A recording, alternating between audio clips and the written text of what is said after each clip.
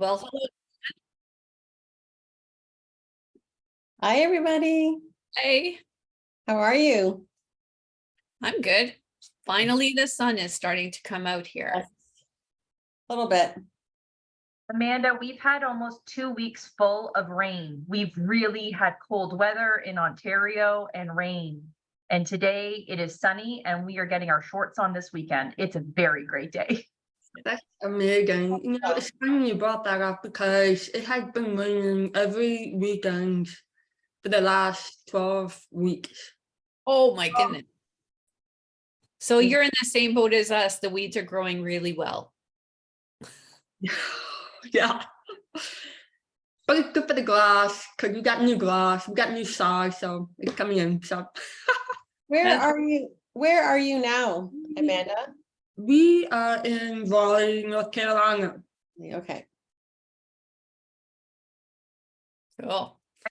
So excited for today's show, and I'm really excited that Amanda gets to join us. And I just want to know, we have lots of people joining us. If in the chat, you can just tell us where you're from. We would love to know where you're watching from today.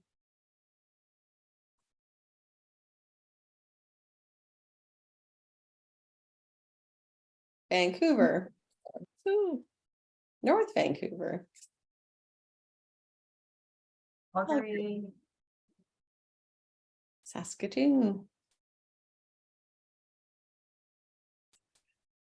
Nova Scotia.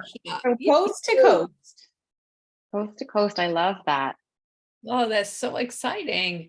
Fernie, nice. I love Fernie. This is making me want to travel. I just want to get on a plane. Too. Beth and I have a big trip next month. It's gonna be here before we know it. And we have been invited to Finland to spend almost a week at the LM Dental Instrument at their facility. They have a beautiful new state-of-the-art facility.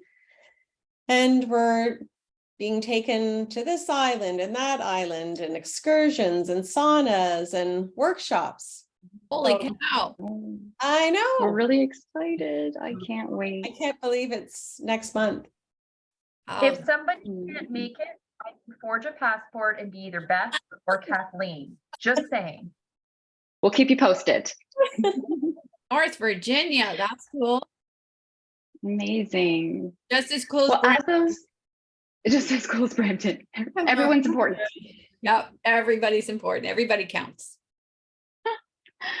All right. Well, we are so excited for today. I'm going to have Kathleen introduce our guest today. But as usual, before we start, just a couple of things to note.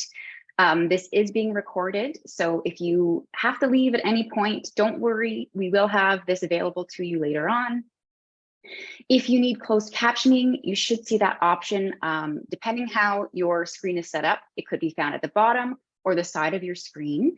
So feel free to use closed captioning if you need that. If you have a question, if you don't mind putting that into Q&A for us, that way when there's an opportune time or with whatever time we have, we'll take those questions up together. If you're just stopping in wanting to say hi, feel free to use the chat for that. Your certificates will be available following the recording. So we just need a couple of business days to get that organized, but that will come to you as well. Kathleen, am I missing anything? I think that's all the housekeeping. I think that's good, but I'd like to just do a cheers, all of us, and then I can take a snip capture of the recording. Welcome to Amanda, and thank you. Cheers. And thank you everybody for joining us here today. We're very excited to have Amanda with us. So I'm just going to introduce Amanda. So Amanda Zubricki is from Raleigh, North Carolina. She's a dental hygienist and the founder of That Deaf RDH Foundation. She graduated from Towson University with a Bachelor of Science in Psychology. After graduating, she spent several years working with children who have disabilities. Amanda later returned to school to pursue a degree in dental hygiene at Northern Virginia Community College, and she became a licensed dental hygienist in 2017 and has been practicing as a clinical dental hygienist ever since. Amanda was born profoundly deaf and wears hearing aids. Amanda started a nonprofit called That Deaf RDH, and that's thatdeafrdh.org, with a vision to ensure every deaf or hard of hearing person has a financial and community support they need to achieve their goal of becoming a dental hygienist. Outside of work, she enjoys developing and sharing content for her Instagram page, which is @thatdeafgirl, speaking and advocating for inclusion in the general public and workforce, and inspiring individuals alike. She can be reached at amanda@thatdeafrdh.org, and I will share Amanda's contact info again at the end of the show. So Amanda, I would like to start with the beginning of your dental hygiene career. So I'd like to know, what was it like for you in dental hygiene school? And do you think having hearing loss made it hard for you to be accepted? I do, being a deaf person, it's hard to be in today's society anyway. Because it can be a very ableist society in today's world. So I do believe that it can be harder for students to be accepted because they do not know what accessibility means that they require. So there's a lack of awareness there. And also into the workforce, things like that. So it was really hard. And you have to, step up and advocate for yourself to, let people know that you can do the job.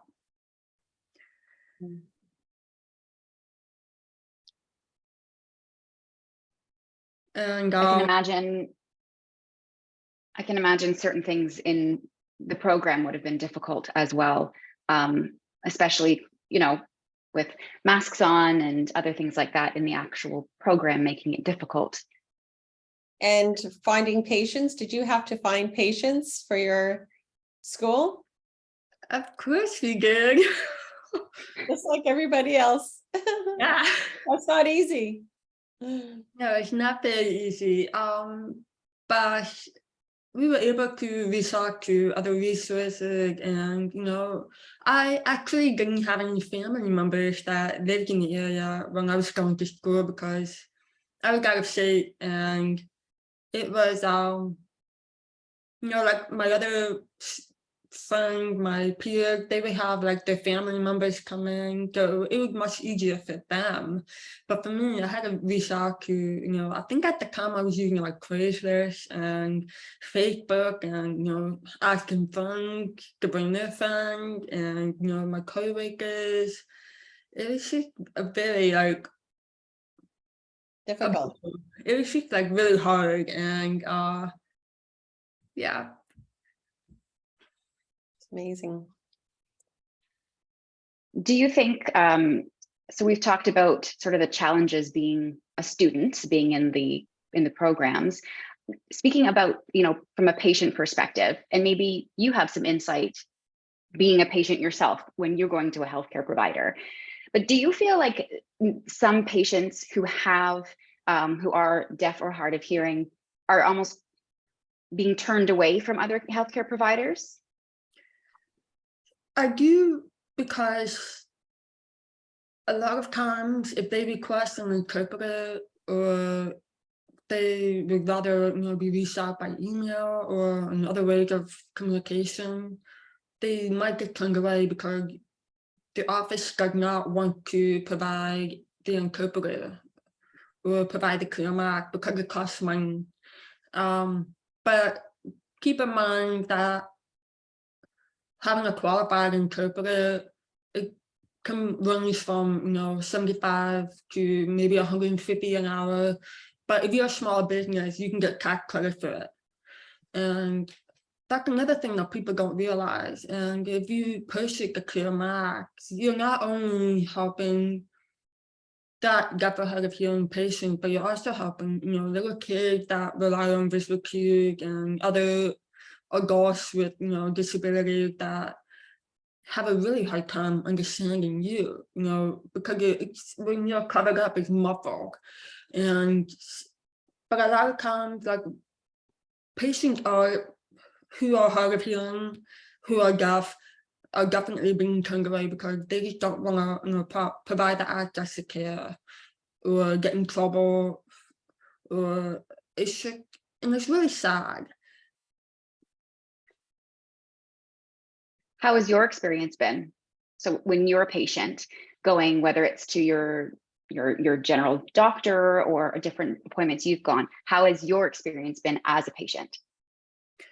So as a patient, if I'm going to a doctor's office, I have to ask them to remove the mask because I rely on visual cues.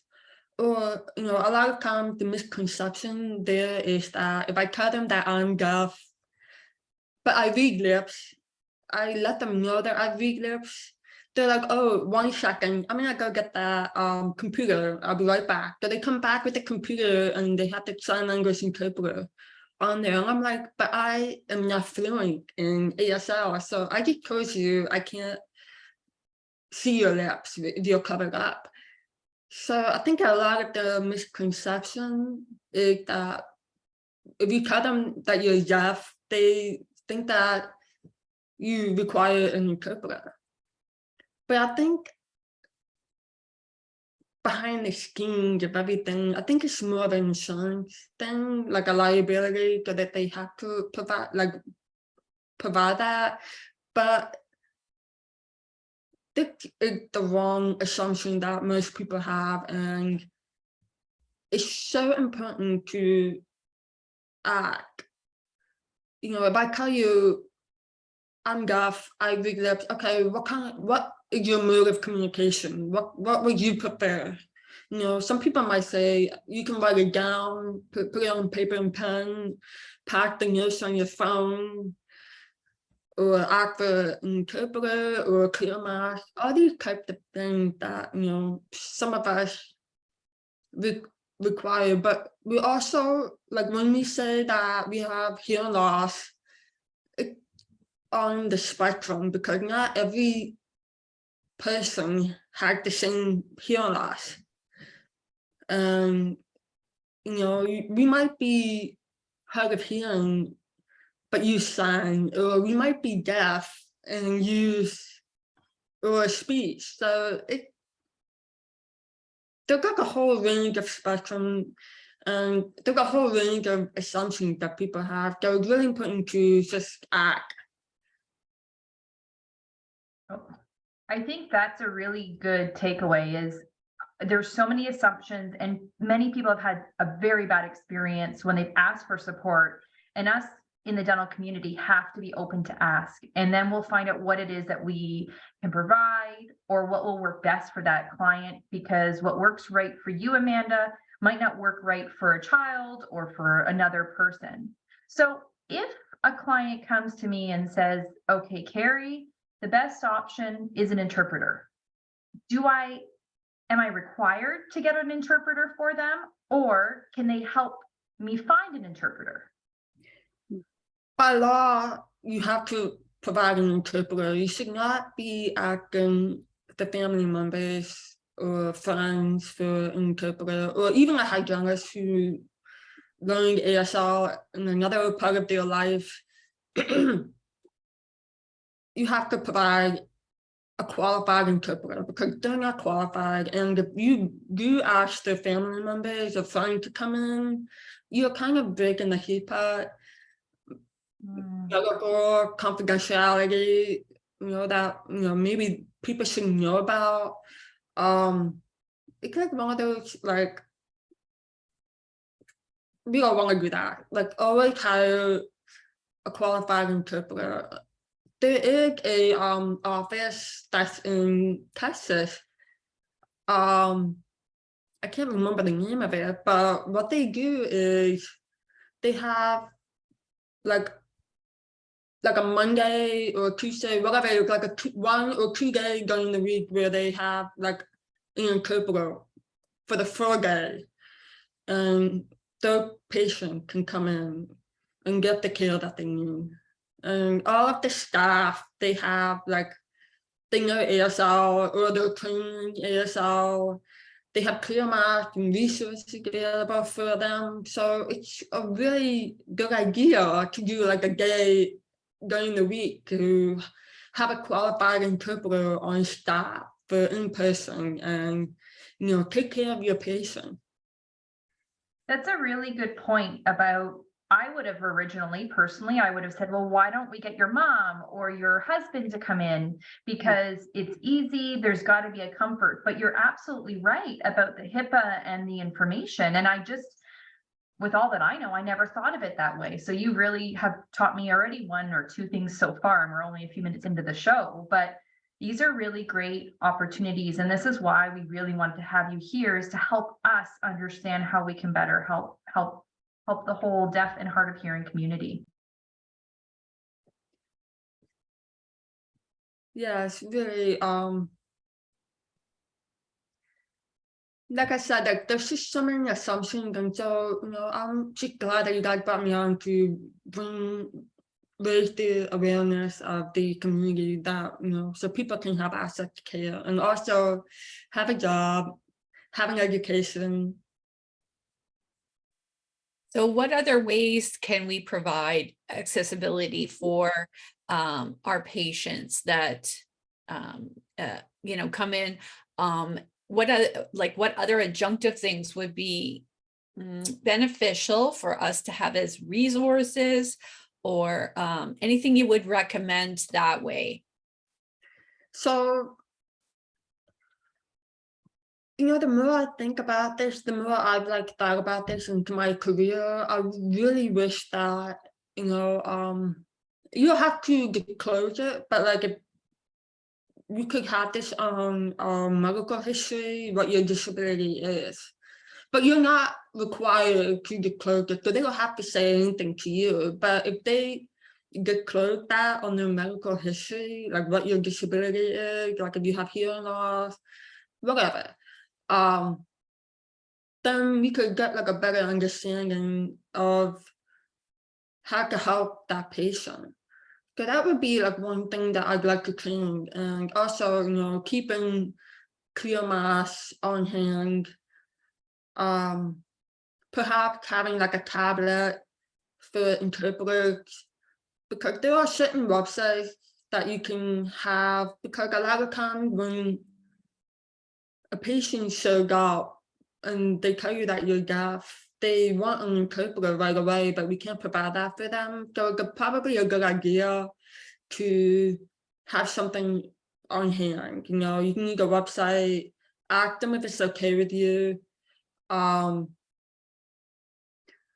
Also, asking them what mode of communication would they prefer. You know, can do pen and paper? Are you okay with having a hygienist that knows ASL but isn't qualified for today, and then we can set you back for another visit with the qualified interpreter? It's all about acting before assuming. Those are great tips. I've like written down 5 things that I can take back to the office and work on. Thank you so much. So, so to have a tablet, get some clear mass, declare any type of disability on your medical history, have a spot where everybody knows that there's a website that you could use for some communication initially before you make arrangements, and asking them what they would prefer, what type of communication. Those are just great tips. And you know, fortunately for us, then we can open our eyes to just not what you're saying here, but other people's disabilities and accessibility issues as well.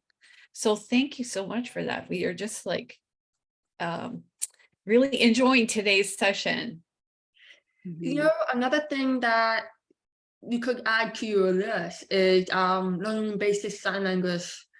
You know, like how can you can say your name, little things like that is so helpful, and it also makes the patient feel like they're being included. Like you guys are being inclusive, so like you guys are understanding of our needs.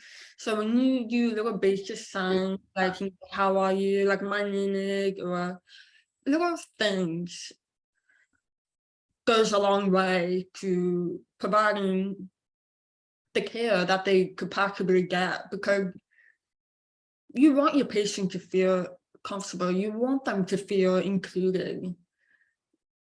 So is there one basic sign language that we should look toward? Oh, like learning your name, like finger spelling your name, because it's like my name is Amanda, my name is Amanda. So like, go ahead, Kelly.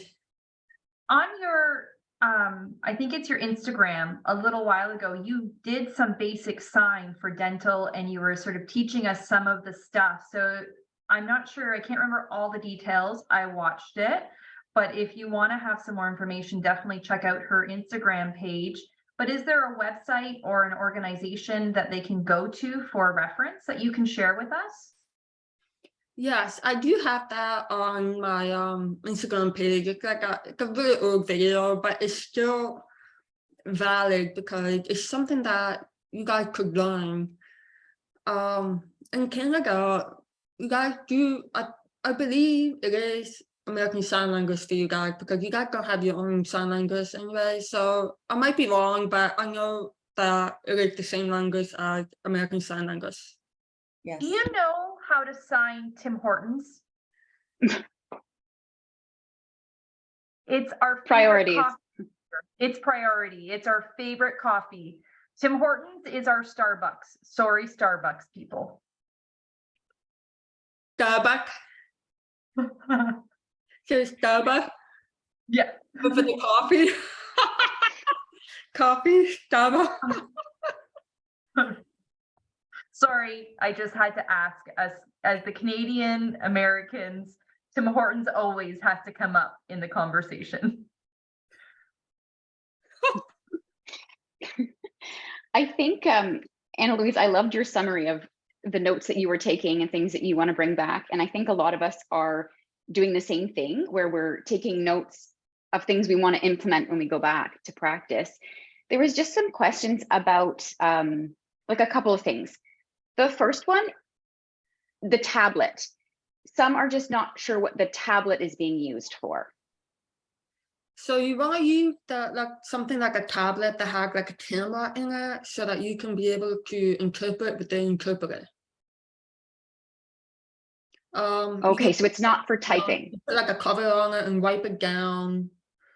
You know, with a copy wipe, things like that. But yeah, if you have like a computer with the like a camera for like a webcam on it, the interpreter will see you and you'll be able to see that interpreter, and then you can communicate with the interpreter back and forth. But you can also use the computer for typing up, like put like a sound wrap over the keypad, type it up. Hi, my name is, your name is, I see on your medical history that you have this, and I'd like to talk to you about your perio health. I'd like to talk to you about, you know, whatever goes on that you see. It's very important to make sure that they also have consent to treatment also. So that's why it's very important to have the interpreter or something that they understand you, because just a year ago,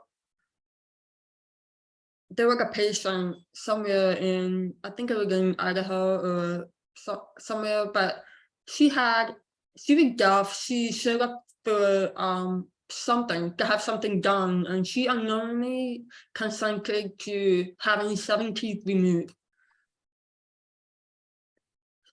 And she sued them because she didn't know what she signed. So it's really important to make sure that you have proper communication with your patient. So is there an app then? I'm just trying to see if, like, is there an app that you could speak to on the tablet. And then there's an interpreter app that could do the sign language. There is a website that you can use. I think it's like I don't know. I can write it down and send it to you guys so you guys can share it with your viewers. But there is something that you're talking about. Find it. Okay. Okay. The other question was around the masks. So in your experience, do you feel like what we went through with the pandemic it brought more awareness to the importance of a mask like that, or has it made a difference? So in the pandemic, everything shut down and everybody covered themselves up. So you're talking about like being covered up, like there was no like visual cues at all. And I am a lip reader, so it was really important for me to see everybody.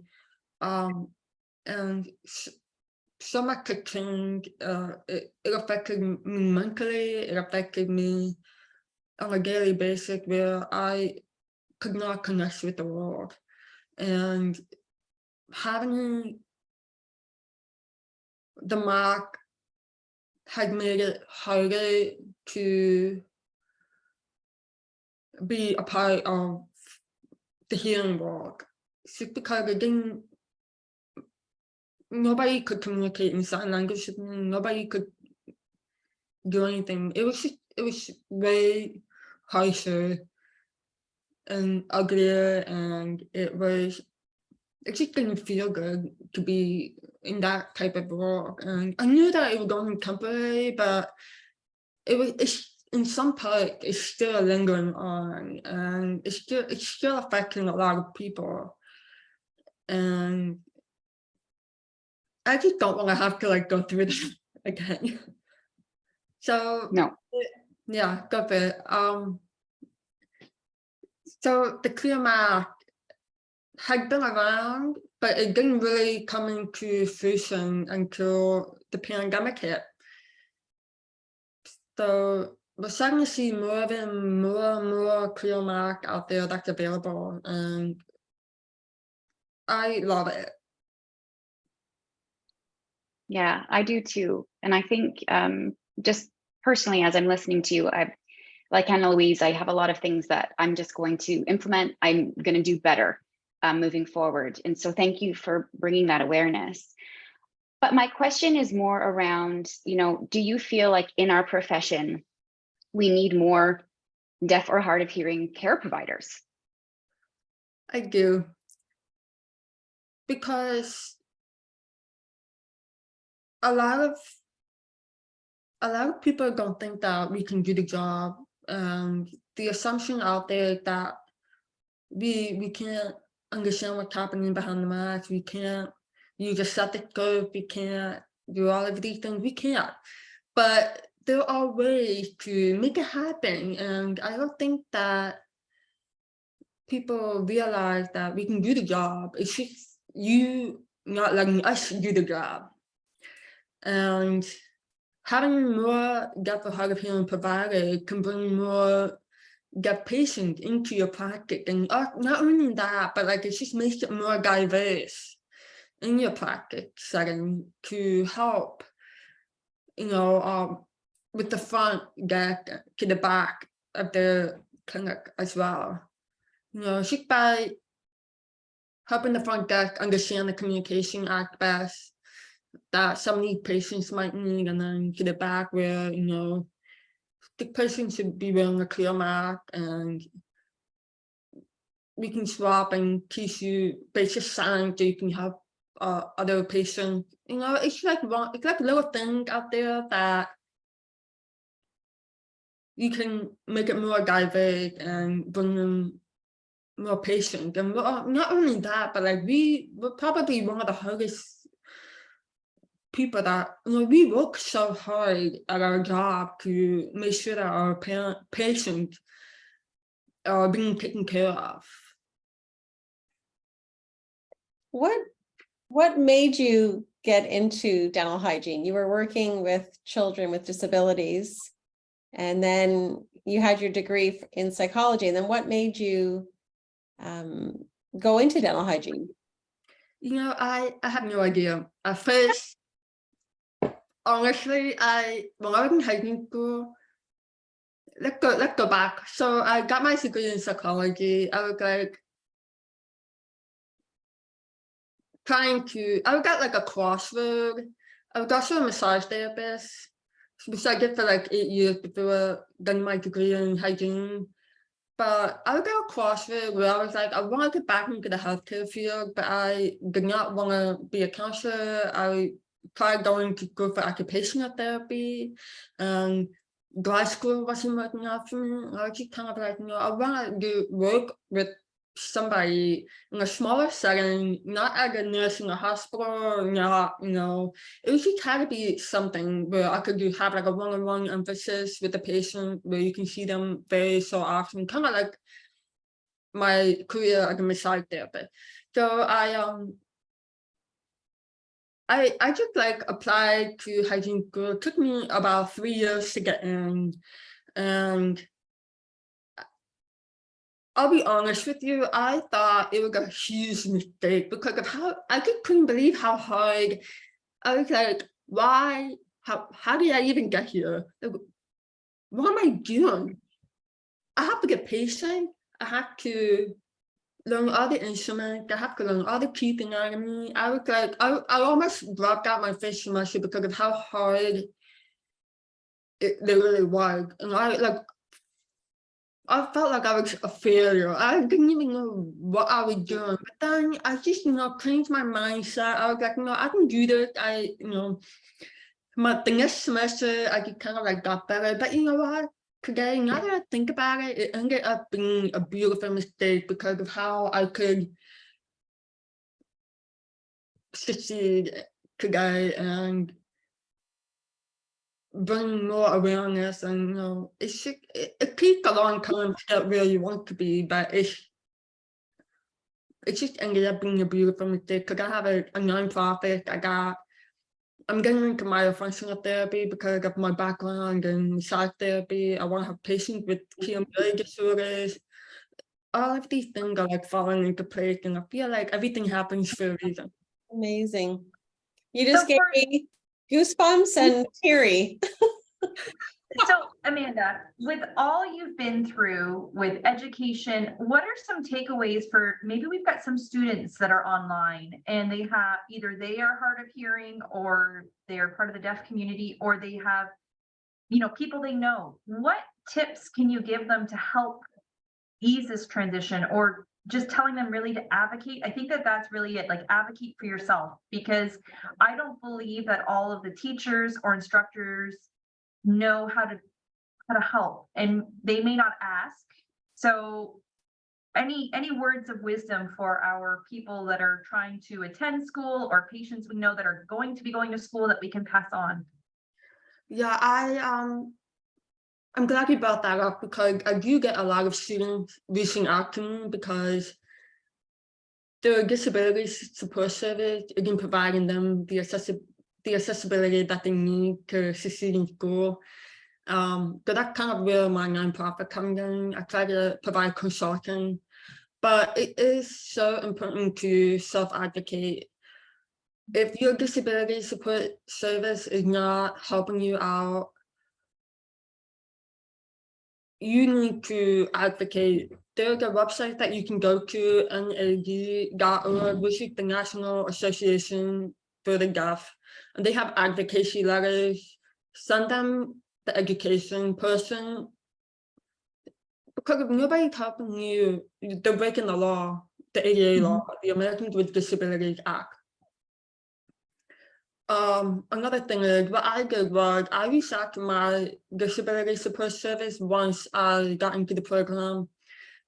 They told me that we could meet up with the professor. So we met up with them, we set up a meeting, we talked about switching the manual blood pressure cuffs to the automatic one because I wear my hearing aids and it's like hard to use a stethoscope. Even though today we have like Bluetooth enabled stethoscope, you can make them. So there are options out there. Back then we didn't have clear mask, so we had to use like a type technology. It was like an automatic transcription service where a stenographer in a remote area was like typing out everything.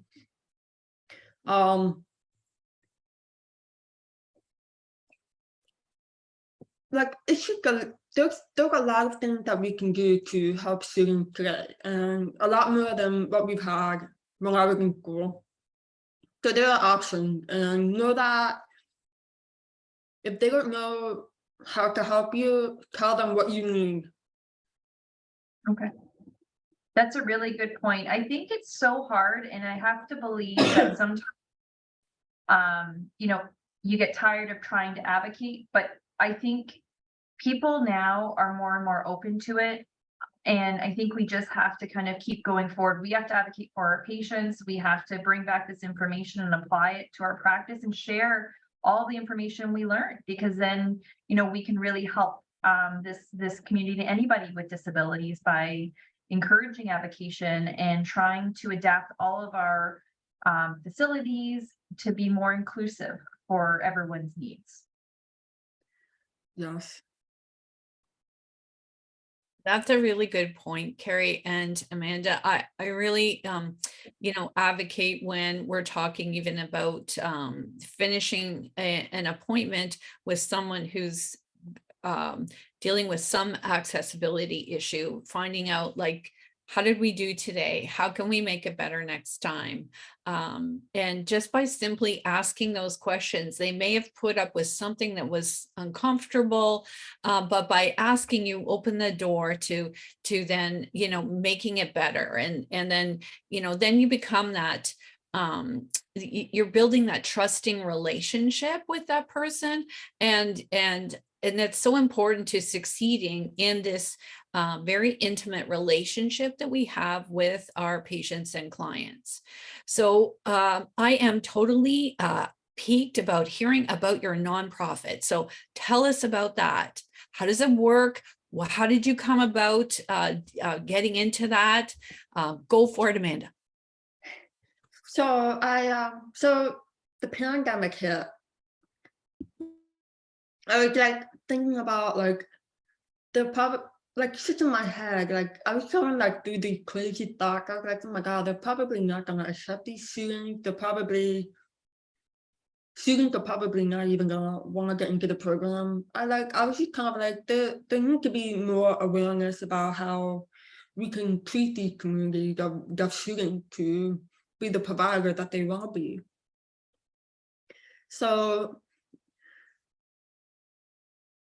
I decided, you know,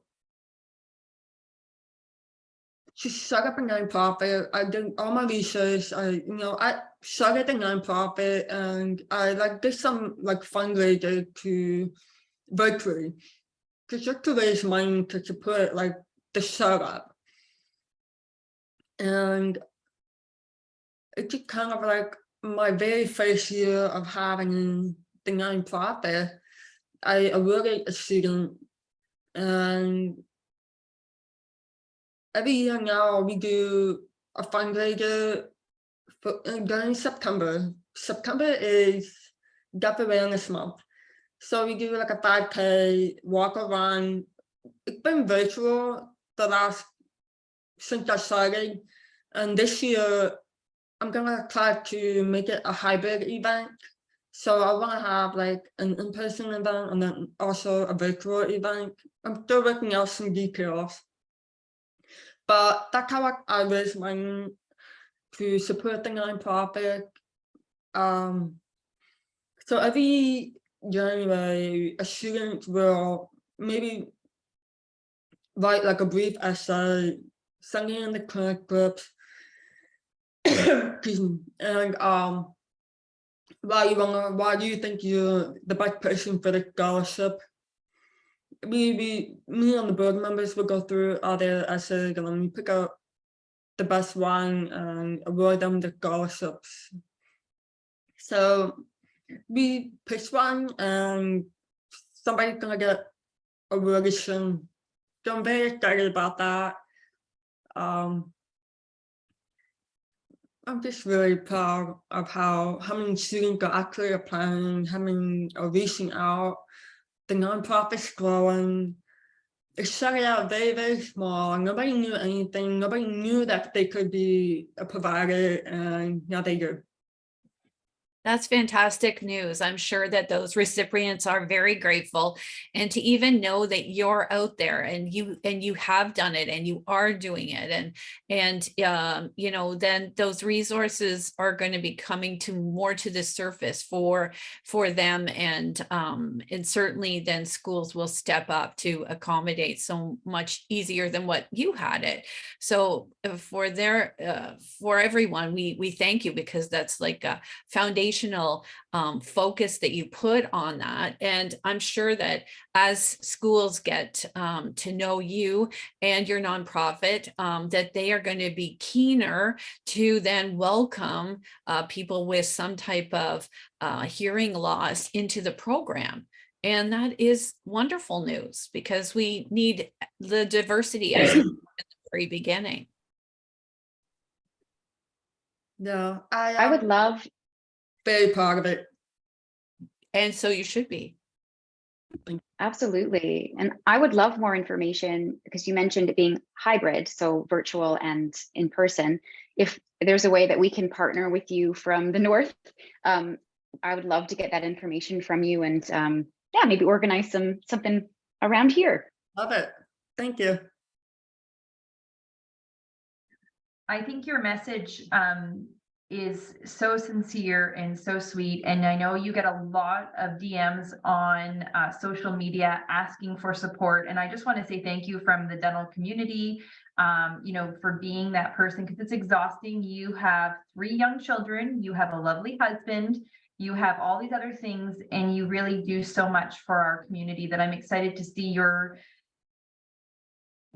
platform grow as far as avocation and education. And I know that if there are questions that you have, please pop them in the chat. We're very happy to answer, or not, we're not going to answer them. Amanda's going to answer them, but we're happy to ask Amanda these questions, because I think that that's what I've learned the most from becoming friends with you, is just asking what it is that we can do.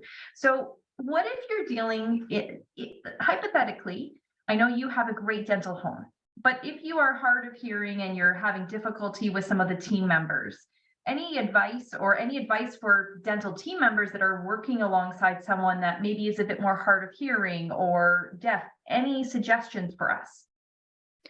So I'm very grateful for my dental home, because I have a coworker that she wants to learn sign language. So I've been teaching her sign language just to help out, you know, without having to like put down a mark, just to like teach her some sort of thing, you know. Sometimes she's writing like a notepad, and pop it in my desk, and so I can hear what she's saying.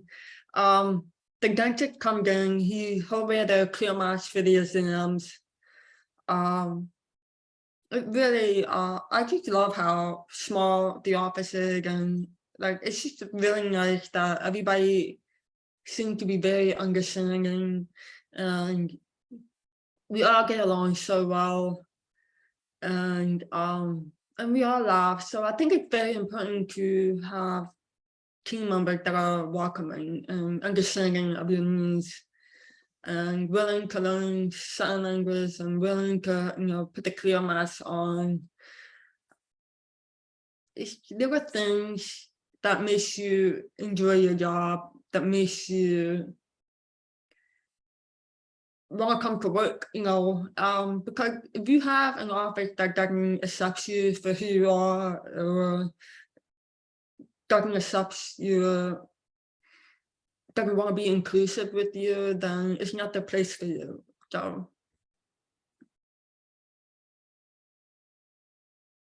Absolutely. You know, we're seeing through your eyes the barriers that we have put up in where we work, right? And you know, for all of us here, we're definitely going to have a change in mindset to not that we had perceived barriers, but you realize that, okay, so you have a box of clear masks in your office. How easy is that? Just to make sure you have the right supplies. I mean, we have so many other things that never get used that sit in the back of the cupboard, right? That should just be a natural thing, right? That we need to have a box of clear masks so we can, you know, be respectful of someone's needs, you know? So this has been a very enlightening session today. And I'm sure that you're going to have impacted a lot of dental hygienists and the way that they think and the way that they practice. And we will be looking for our colleagues that are perhaps need some type of accommodation at work and look at it as the gift we get to enjoy, not something negative at all. So thank you for sharing today. Thank you for having me. Before we go, Amanda, are there any last minute tips or tricks or anything else you want to share with people watching? You know what? Speaking of tips, put it on your website that you are available to provide accessibility, such as clear mask, captioned on your video, you know, the education video that you might put up in your office for resources for them to understand, interpreters, things like that. Yeah, little things like that can help and goes a long way to know that your office is inclusive. That's a great point. I think, you know, the closed captioning, you've been an advocate for that with education when you've been trying to access education at home. And really that just brings that level of awareness and acceptance. And I think that that's a really great tidbit for all of us to look at our websites and see how we can step it up and make it comfortable for people. Let them know that we have these, so then they don't have to feel bad or worried or shy away from asking, because it's just, this is what we do, because we go that extra mile for all of our patients and we want to make sure that that's organized for them. Absolutely. So in our after email, perhaps would you be able to supply us with some resources, some websites that we can send to all the viewers? Of course. I'll be able to do that right away. Thank you. Yeah, it'll go out on Monday. Of course. Yeah, or Tuesday, but that's great. Okay, so do you want me to share what's coming up in at RDH? I think Or is there any more questions? We've had lots of positive feedback from this meeting. I know Amanda's not watching the chat as we've been kind of watching it, but such great information. People have really enjoyed the session today, Amanda. Thank you for taking the time to join us, honestly. Yes, it's fabulous. Thank you. Thanks for having me. I enjoy this. So let me know if you want me to join you again, and cheer Meg. I'll be here. Yeah, because you've done some keynote speaking as well. I saw that on your Instagram.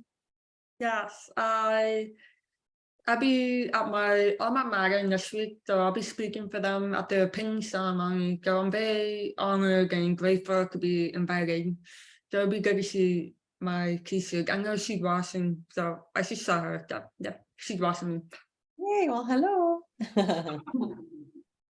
And she's speaking Well, at thank Under One you. Roof this year. She's got a spot to speak at Under One Roof this year. Oh, good for you. Congratulations. Thank you. I'm very excited about that. It's become one of my passions to advocate for the deaf and hearing community. So I'm very excited about that. You're doing a fabulous job. You are. So Kathleen's going to share a little bit about what we have coming up. So Kathleen's going to go ahead and do that. And then just again, Amanda, from just the bottom of our hearts, thank you for being here and sharing this message. It was it was empowering. The knowledge you brought us was just so practical as well, like the changes that we can make. So thank you so much. This was honestly a fabulous session. Yeah, I can't thank you enough. But Kath, I'm gonna hand it over to you. Can you see my screen okay? Just the one. Okay, so this is all of Amanda's contact information for her Instagram and her foundation and her email.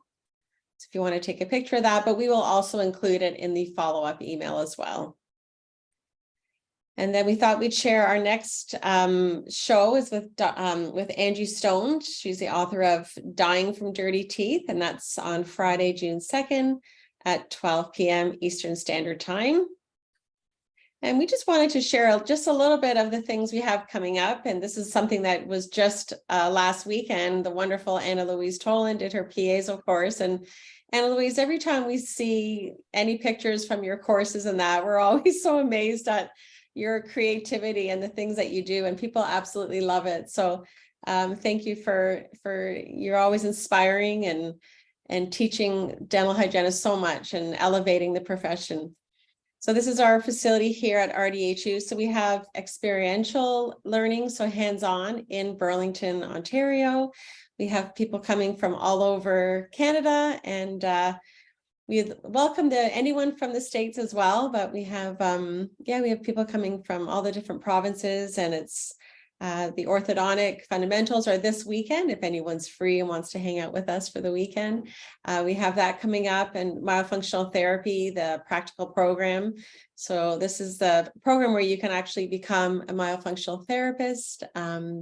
And that program has started already, but we'll be doing it again in the fall. And then instrumentation and the sharpening as well. That's just some of the ones that we do. And then we have our live streaming where we offer live streaming courses and hope that you can join us live, but if you can't, you can always request the recording. So you just register and then send an email back to us at info@rdhu.ca and you can request the recording.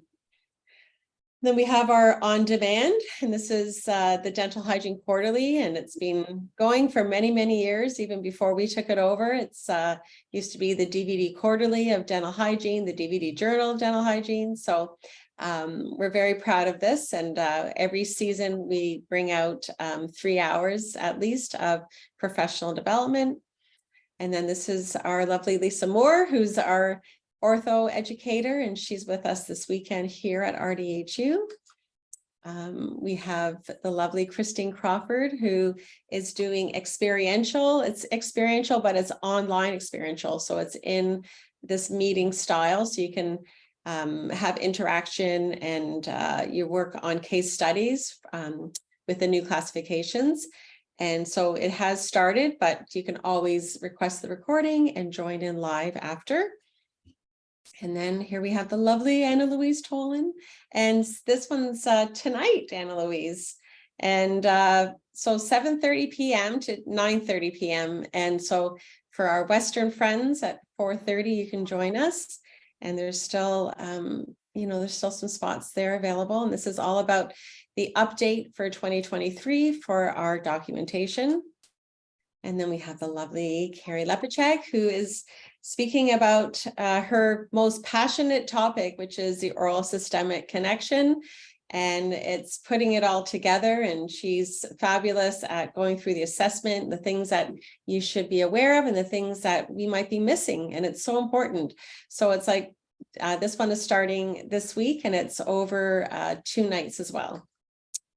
And then we have Stacy Bobak, who is, she's fabulous too. She's speaking about cannabis awareness for the dental professional, and she shares her own personal story. She is a cancer survivor and was, using the cannabis during her treatment. So she brings in a lot of her personal story, and she is a cannabis educator. And then again, for our Ontario people, our Ontario members, this is essentials for documentation based on the CDHO guidelines. And that's over 3 nights, it's 6 hours. And then the lovely Lorraine Gambacore speaking about her passion, which is oral probiotics. And that's toward the end of May. And then myself and my passion is maintenance of instruments and inserts. And so that's online. And then we have, again, this is more of the, fundamentals of the classifications.